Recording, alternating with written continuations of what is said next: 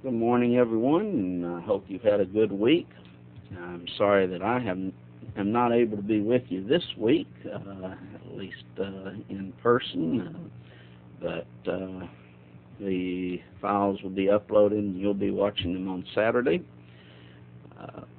Look forward to seeing you. Of course, next week we will not have a class. OABS is off that week.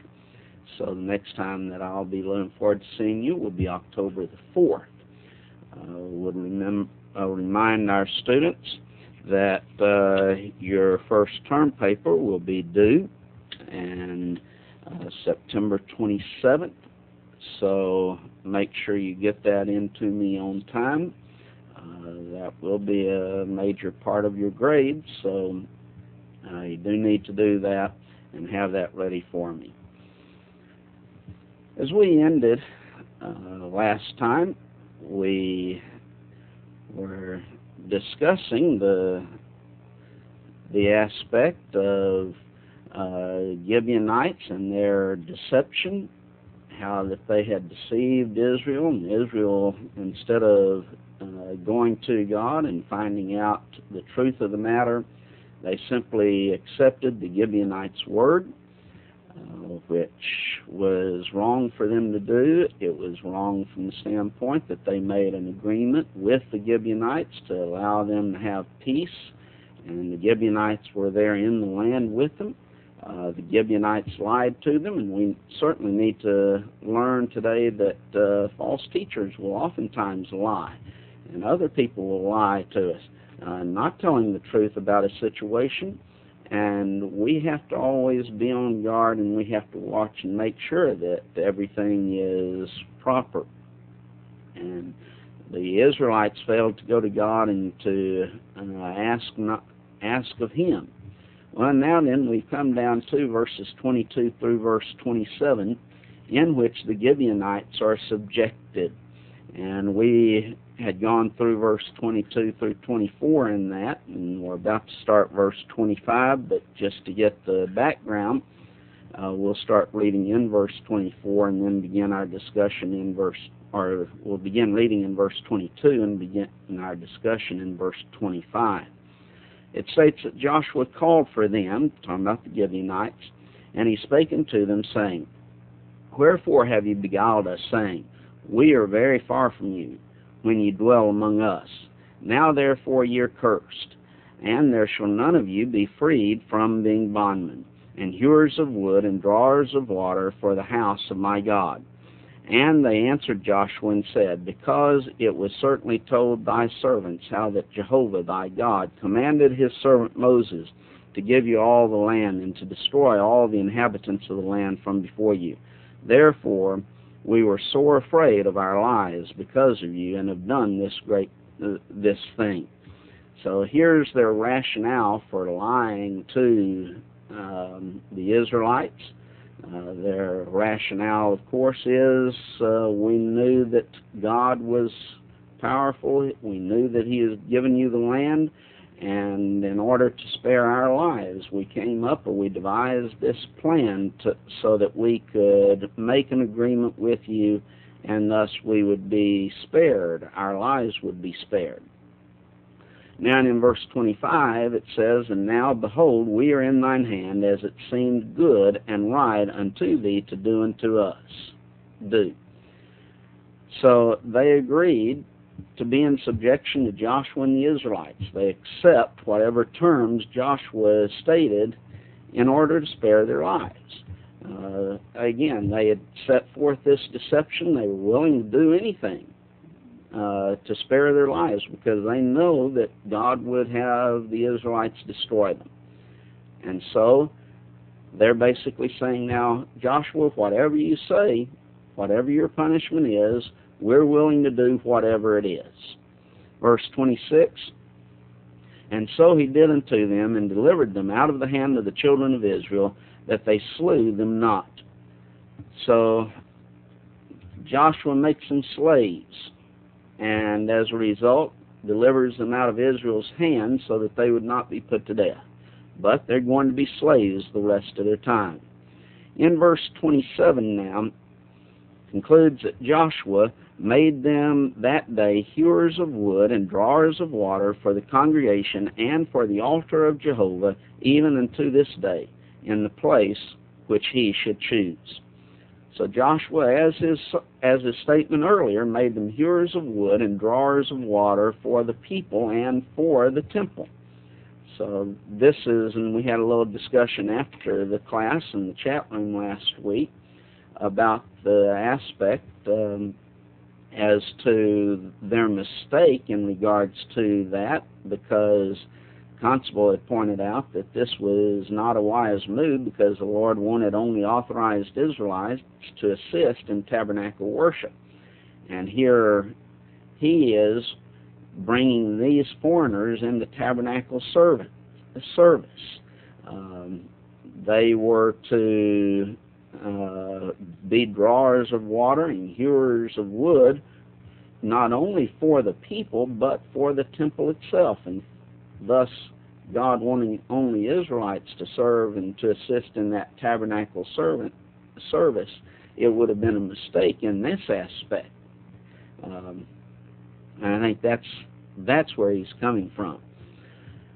One of the lessons that we learn in this is that some claim to be a friend of God, but that does not make them a friend of God. John, in the book of 1 John, often talks about people who lie. For example, in chapter 1 and verse 6, that those who say they are in fellowship with God but walk in darkness, they lie and do not the truth. And so those people are lying. In 1 John 2, verses 3 through verse 6, those individuals who would say, I know God, but they do not do the truth, those individuals are lying. Verse 4, he that saith, I know him, and keepeth not his commandments, is a liar, and the truth is not in him. That individual is lying. In chapter 4 and verse 1, thus, John states, Beloved, believe not every spirit, but try the spirits, whether they are of God, because many false prophets are gone out into the world. Now here, the specific reference, of course, is to false prophets, but that same principle is true with everyone. We are to try them. We are to test them.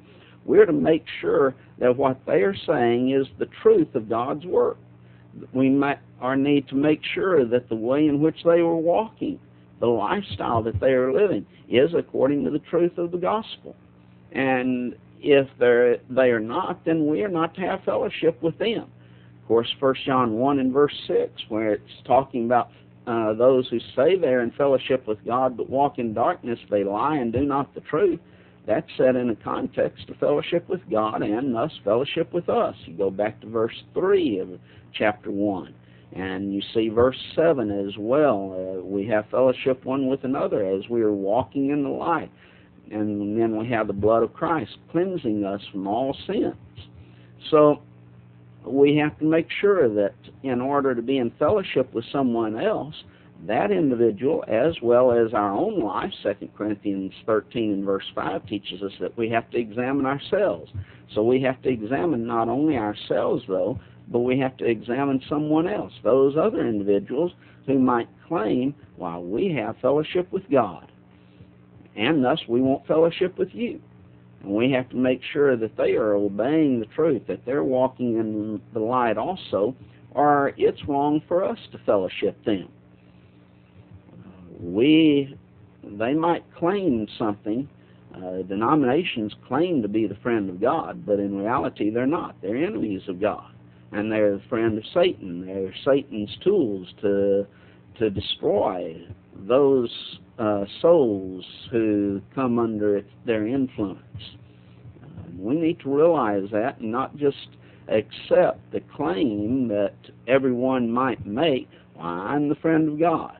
Well, only if you are walking in the light and teaching the truth are you the friend of God.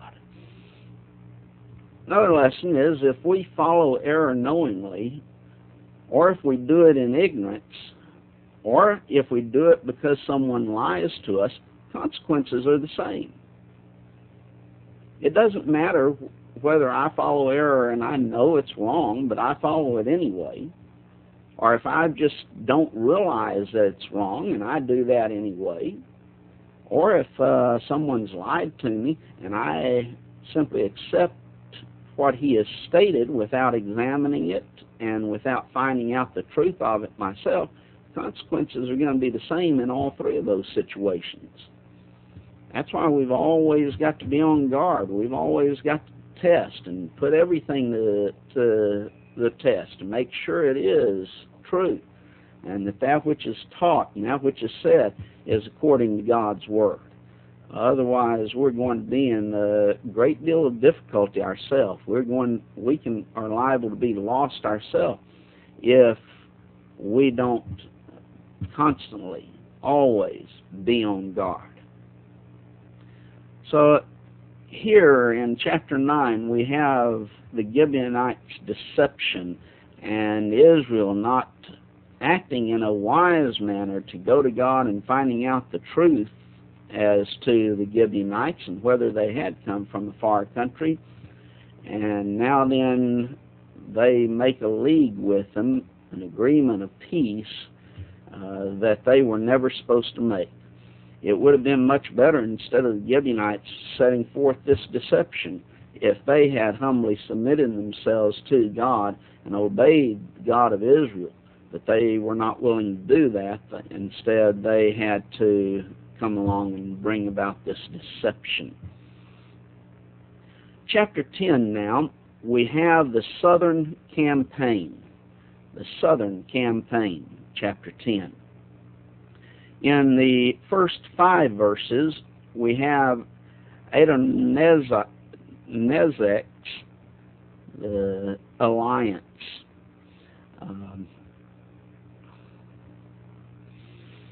In verse 1, it states, "Now it came to pass, when Adonizek, king of Jerusalem, had heard how Joshua had taken Ai and had utterly destroyed it, as he had done to Jericho and her king, so he had done to Ai and her king, and how the inhabitants of Gibeon had made peace with God and were among them." So here's the prefix of what's going to take place. Adonizek, his name means righteous Lord. So here is the righteous Lord, supposedly. He is king of Jerusalem. And he hears what God has done for Israel. Much like the Gibeonites. He greatly fears, as the Gibeonites had done also. But his fear is added because now then he also finds out that the Gibeonites had made peace with Israel. And unlike Ai, that was a small city of small significance, Gibeon was a great city. And here's the Gibeonites that were among these people. And so he realizes all of these kings around us, all of these other little nations around us, we're going to have to band together or we're going to face being destroyed. And that's oftentimes true. We need to realize there's strength in numbers. He realized that. If they remained separate and they all decided, well, we're going to go on our own and we don't want your help and we're not going to give you help, then it would be far easier for Israel to take those than if they banded together and all of them make this great army. Now then he's thinking at least, well, we can, with all of our combined forces, maybe we can stop them. Maybe we can defeat the Israelites. We mentioned that Adonizek's name means Lord of Righteousness or Righteous Lord. It's interesting, along this line, he is king of Jerusalem. And we can go back a few years to Melchizedek. He was also king of Jerusalem. It was called Salem at the time, king of Salem. Salem means peace. Here, King of Jerusalem. Melchizedek's name, though, means King of Righteousness. Adonizek's name, Righteous Lord, or the Lord of Righteousness. Melchizedek's King of Righteousness.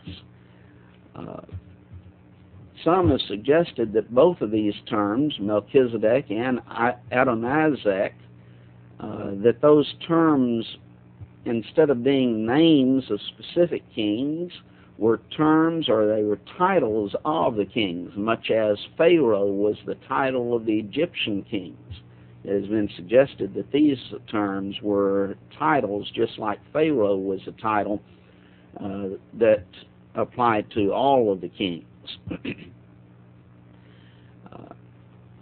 He goes on in verse 2 to set forth the plan that they feared greatly, because Gibeon was a great city, it was one of the royal cities, and because it was greater than Ai, and all the men therefore or thereof were mighty.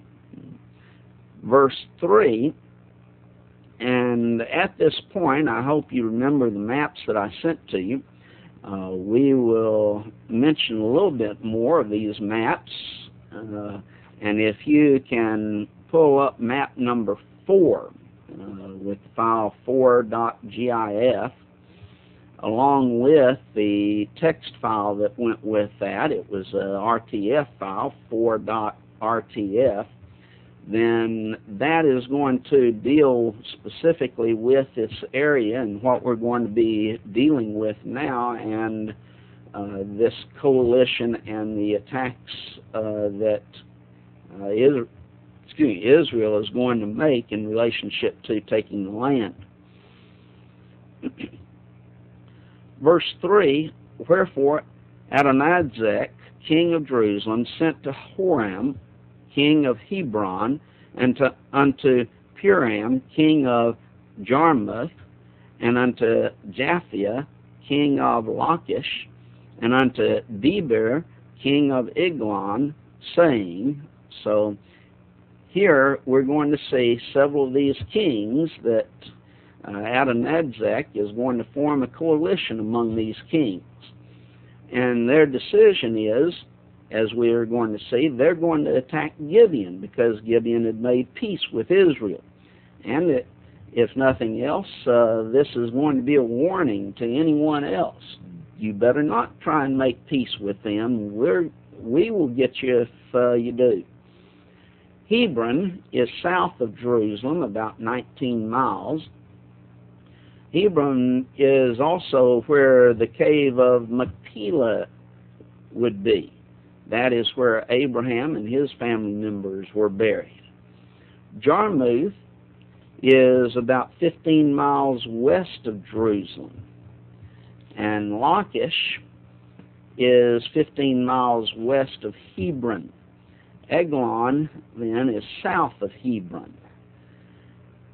So verse 4 now, he says to these kings, come up with me and help me, that we may smite Gibeon, for it hath made peace with Joshua and with the children of Israel.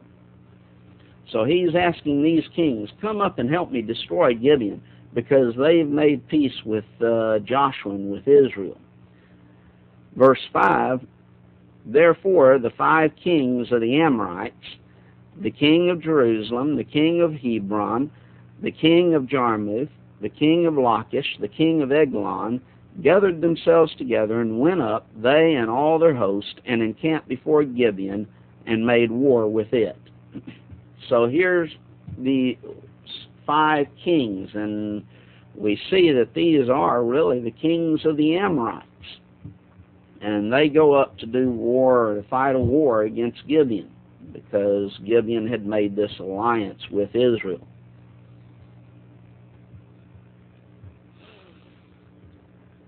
In verses 6 through verse 14 now, Israel defeats this alliance. Israel defeats the alliance, verses 6 through 14. Verse 6 says that the men of Gibeon sent unto Joshua to the camp to Gilgal, saying, Slack not thy hand from thy servants. Come up to us quickly, and save us, and help us. For all the kings of the Amorites that dwell in the mountains are gathered together against us. So the men of Gibeon now, they've made this alliance with Joshua and with the Israelites for peace. And yes, Joshua has subjugated them. But now then, here's these armies coming up against them to destroy them. And so they send to Joshua. Joshua and the Israelites are still encamped at Gilgal.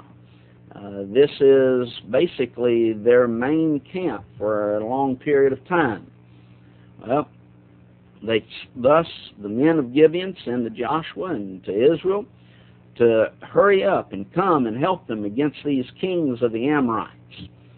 And that is based upon the agreement or the league that they had made with Israel, that if someone came to destroy them, there was going to be protection that Israel would give unto the men of Gibeon. And so now then that situation has arisen, and so they are calling upon Israel's help. Verse 7 says, So Joshua ascended from Gilgal, he and all the people of war with him, and all the mighty men of valor. So now then Joshua is coming to their aid. Verse 8 it says, And the Lord said unto Joshua, Fear them not, for I have delivered them into thy hand. There shall not a man of them stand before thee. So again, we have God giving encouragement to Joshua. And this time as he's going to war against the king of the Amorites. And again, we notice in this statement where God states, I have delivered them into thine hand. So God has delivered them. And notice that it's considered by God as already having taken place. I have, not I'm going to, but I have delivered them into thine hand. And we would also notice that it is a gift of God. I have given them into thine hand, or I've delivered them into thine hand. It's a gift that God is giving unto them. It is not something which Israel earns or that is because of their greatness or anything else. It is as a result of the grace of God. Even as Jericho and Ai were given unto the Israelites, so now then these kings of the Amorites would. And then he promises unto Joshua that there shall not a man of them stand before them. In other words, Israel would utterly destroy all of these nations, or all of these kings and their men of battle. Verse 9, Joshua therefore came unto them suddenly, and went up from Gilgal at night. So here we have Israel traveling all night to come to their aid. Kaufman notes that the difficulty of Joshua's all-night march should be noted. It was some 25-mile distance uphill all the way, a climb of 2,000 feet vertical from the camp at Gilgal. Well, an all-night march, and then when they arrive, they go into battle the next morning. That is some feat. Constable again wrote, Note in verses 9 through 15 how the writer alternated references to the activities of the Israelites and God. He seems to have wanted to impress the readers with the fact that God and men were laboring together to secure the victory. 1 Corinthians 3 and verse 9. And that's true. God was, and as we noted in verse 8, I have delivered them into thine hand. Does that mean that Israel has to do nothing? No. They had to work hand in hand together. And so God and men laboring together to secure the victory. Same thing we see with salvation. God does his part. He gave his only begotten Son to die upon the cross for us so that we might have life. But that doesn't mean that we just sit back and do absolutely nothing, that Man does not, as one individual put it, does not contribute one whit to his salvation. Well, that's false. It is God and man working together for his salvation, because God and His grace gives His law, and through that law and man's obedience to that law, salvation comes. We saw that with Jericho. God was giving Jericho into their hands, but God gave them orders in relationship, or a law in relationship to the taking of it. They had to march around the city 13 times in 7 days in the order in which God set forth. They had to blow the trumpets. They had to shout the great shout. They had to go in and take the city then. Same thing here. I'm giving you the land, but that also includes that Israel has to go up and fight. They have to secure the victory. It was God giving them into the hands, but combined with what God was doing was man's activity. And God gave His only begotten Son so that we could have life. But He then gives us His law in relationship to that salvation, that upon hearing God's word, we must believe. We must repent of our sins. We must make that confession of our faith in Jesus Christ as God's Son.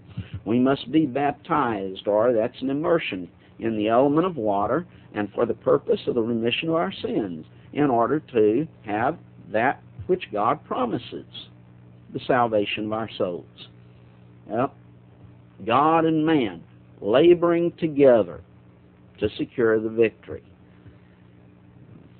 It's interesting to me that Constable, in writing that, yet cannot see the same principle in relationship to man's salvation today. He is, from my understanding, a Baptist, and cannot see how he could write something like that and then miss it so much when it comes to the aspect of baptism for the remission of our sins and our working together with God in regards to our salvation.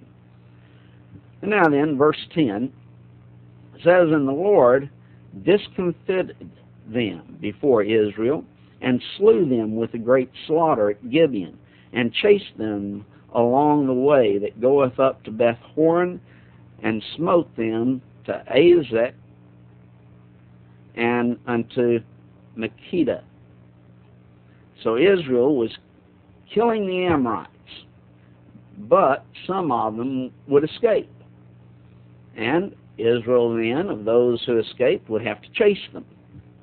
The ones escaping came as far as these cities that are mentioned here: Azekah, Makkedah. Those are mainly west of Jerusalem and southwest of Gibeon.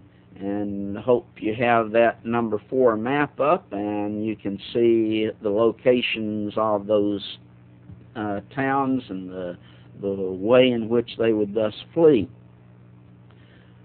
Verse 11, "And it came to pass, as they fled from before Israel, and were in the going down to Beth-horon, that the Lord cast down great stones from heaven upon them, unto Azekah, and they died. There were more which died with hailstones than they whom the children of Israel slew with the sword." So when these nations fled, they went down to Beth-horon, from the upper Beth-horon to lower Beth-horon, and God brought about hailstones to destroy them. And more died, he says, from the hailstones than through the sword. We're reminded of Exodus, the 9th chapter as well, where God sends great hailstones as one of the plagues on Egypt. J.L. Kelso wrote that the crossing of the Jordan at high flood and the cyclonic hailstorm at Ajalon are of special theological significance. For Baal was the great Canaanite storm god who was supposed to control the rain, the hail, the snow, and the floods of Palestine. These episodes prove that Baal was as powerless before Yahweh in Palestine as he had been in the episode of the plagues in Egypt.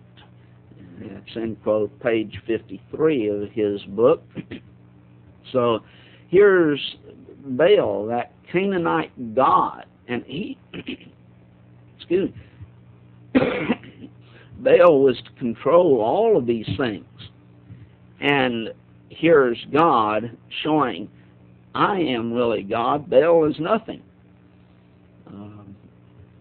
And so he's showing his great power over Israel along that line.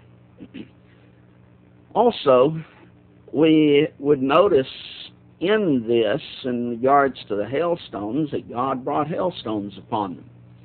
And many of them died there because of the hailstones. This is a great lesson really concerning providence. God was using natural means to destroy the Amorites. It was not a miracle. God could have sent an angel and destroyed them. That would have been a miracle. He could have done many things, but here is a hailstorm. A hailstorm, well, we have hailstorms today, but it was brought about by God, God controlling natural events to destroy the enemy. There's not a miracle in regards to that, but it is God's providence in regards to that. If it was not for God, very possibly many of them would have escaped on this occasion. But because God, through his providence in controlling these events, was able to control the hailstorms and the storm that came up so that it killed these men, God was showing his providence and his care for his children, and thus saving Israel and delivering this nation into their hand.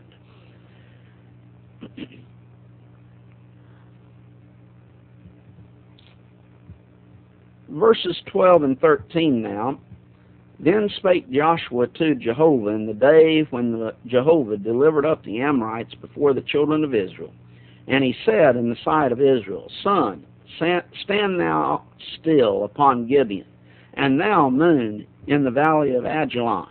And the sun stood still, and the moon stayed, until the people had avenged themselves upon their enemies. Is not this written in the book of Jasher? So the sun stood still in the midst of heaven, and hasted not to go down about a whole day. To make sure that none of the enemy escaped, Joshua asked God in the presence of Israel to stop or to cause the sun and the moon to stand still.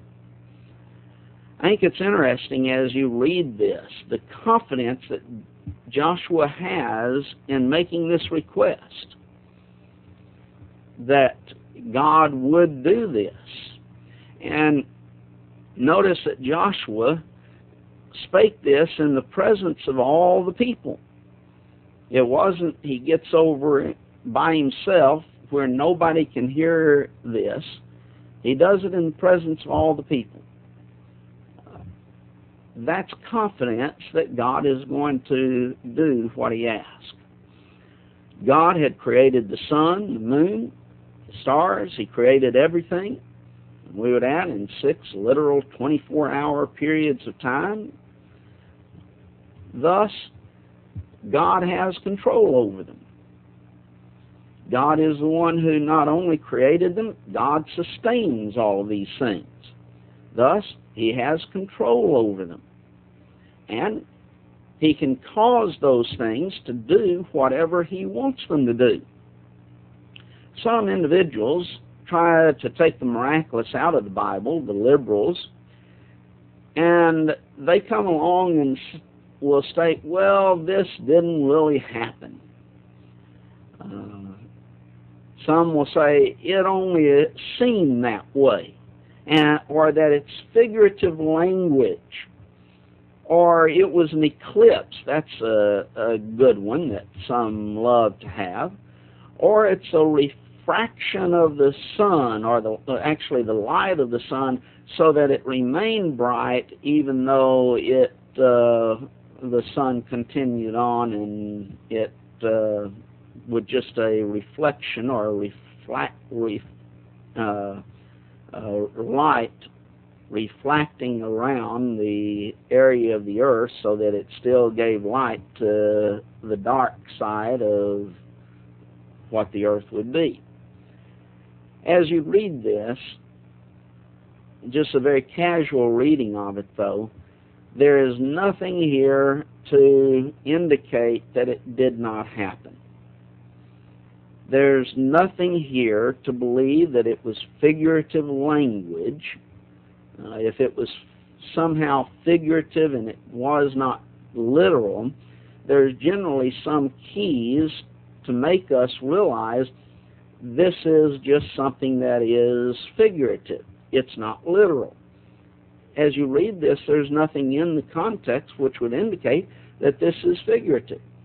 Everything points to the fact this is a literal happening. It is literally taking place.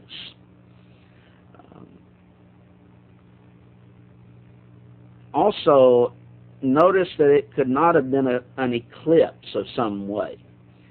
In fact, an eclipse would produce just the opposite effect of what we are seeing here. An eclipse would be where the earth would be darkened, not lightened. But also, as he describes this, you have the sun in one place and the moon in another place, where they're not the moon blocking the sun, and thus could not be an eclipse in that sense. It was truly a miracle. And we see that this happens, the sun and the moon stand still till they had destroyed their enemies. This request of Joshua and the fulfilling of that request by God provided Israel with more time to avenge their enemies. They did not want, and Joshua did not want, any of the fighting men to escape. Well, they're running away. They're fleeing. We need time now to catch them and to destroy them, and the number of them. So, provide us this time, God, by causing the sun and the moon to stand still and giving us the time to catch them and to destroy them. And that's thus God fulfills that request. He does this, the sun and moon standing still at that point in time. The sun and moon standing still would be a miracle. There's no other way to account for that. It is a miracle. The hailstones would have been providence. So we see both God working in both situations. God works when He performs a miracle. But when we see providence, we also see God working in that area of providence as well. And it just in a different way. A lot of times, those of the Pentecostal persuasion will charge those who do not believe that miracles take place today with the idea, well, you don't believe God works? That God is active today? Well, yes, we do. It's the way in which He is active that we disagree with them concerning.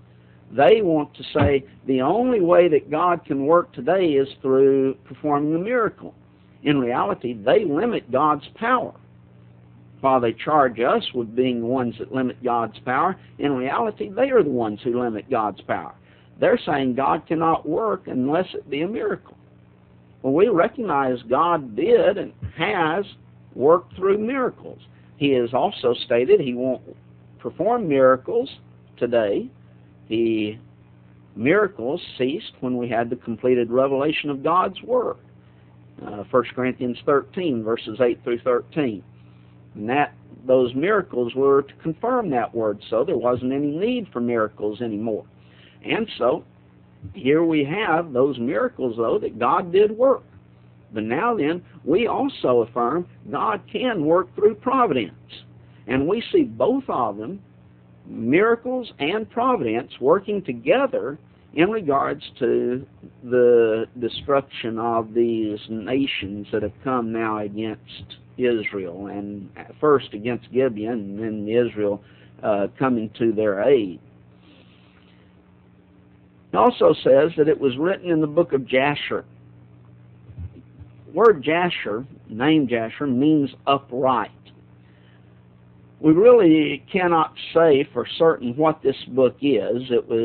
Most believe that it was odes in poetic form, setting forth. We do know fairly surely that it sets forth an account of the history and the happenings of Israel. Even though it was setting forth an account of their history and their happenings, we need to recognize also that that book was not inspired of God, as is the Bible and as is the book of Joshua and these books of history that we see in the Bible. The book of Jasher was not inspired of God, otherwise it would be a part of the Bible. It's not a part of the Bible, therefore we know that it was not inspired of God. But we really don't know all that it involves. Probably odes in poetic form, setting forth account of the history of Israel and all of the happenings of Israel. And so it says that it was written in the book of Jasher.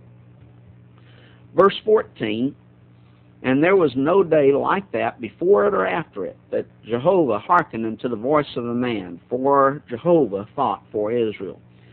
This again, this verse, I think, gives ample evidence that what we're dealing with here is something that is literal and not figurative. There was no day likened to it. There was never a happening likened to this prior to this, nor after this. So that shows it happened. God literally stopped the sun and the moon from going, and the earth from revolving. However God did it, I don't know. I don't think it makes a lot of difference. We know that this took place, though. It happened, and there was no day like it ever again. But also notice Jehovah fought for Israel. God was fighting for them. That's why this could take place.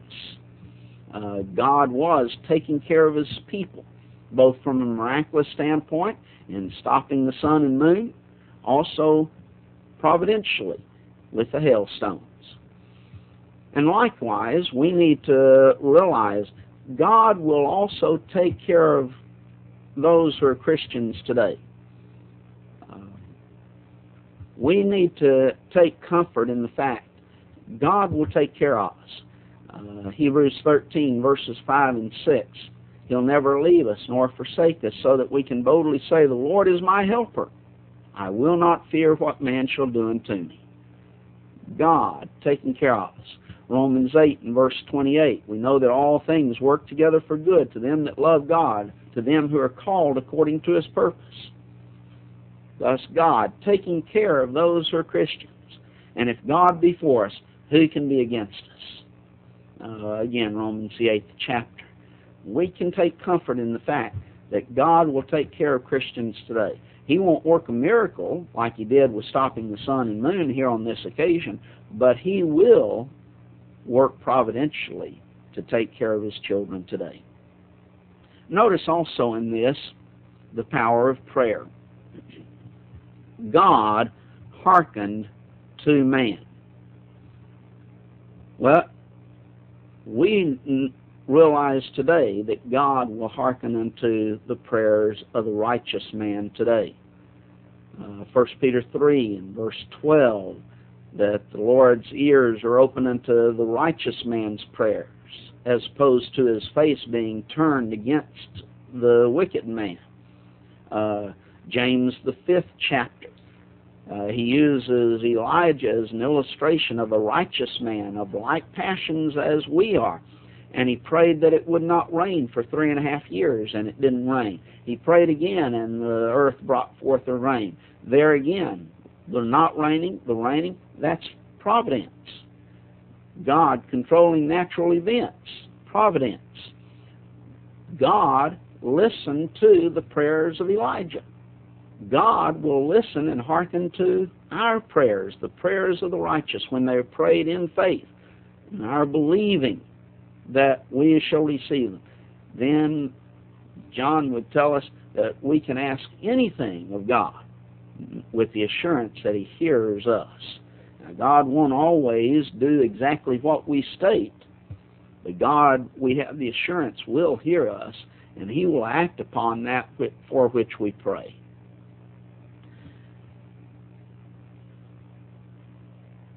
Well, now then, in verses 15 through verse 27 of chapter 10, we have the 5 kings captured and executed.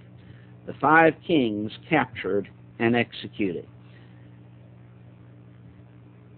It says in verse 15, Joshua returned, and all Israel with him, unto the camp at Gilgal. This seems to be a summary statement and also anticipatory. They did not return to Gilgal until they finished the battle. And again, Gilgal was the base camp. Now, he's not indicating that they returned to Gilgal and then they came back to finish the battle, but they finished the battle and then they returned to Gilgal. So this is kind of anticipatory in relationship probably to the Lord fighting for Israel, and that they destroyed their enemy. And then after they destroyed their enemy, they returned to the base at Gilgal. Verse 16 states, But these 5 kings fled and hid themselves in the cave at Makkedah. So the 5 kings fled and hid in this cave. Caves were used for several purposes in these times. Some individuals lived in caves. Some used them as a burial ground. And as we see here, the caves were being used to hide in them or for refuge from an enemy. And so here, these kings used these caves. We're going to hide from Israel in these caves. We're going to stop here because it's close to time for it's about time for the break, and we'll pick up at this point after the break.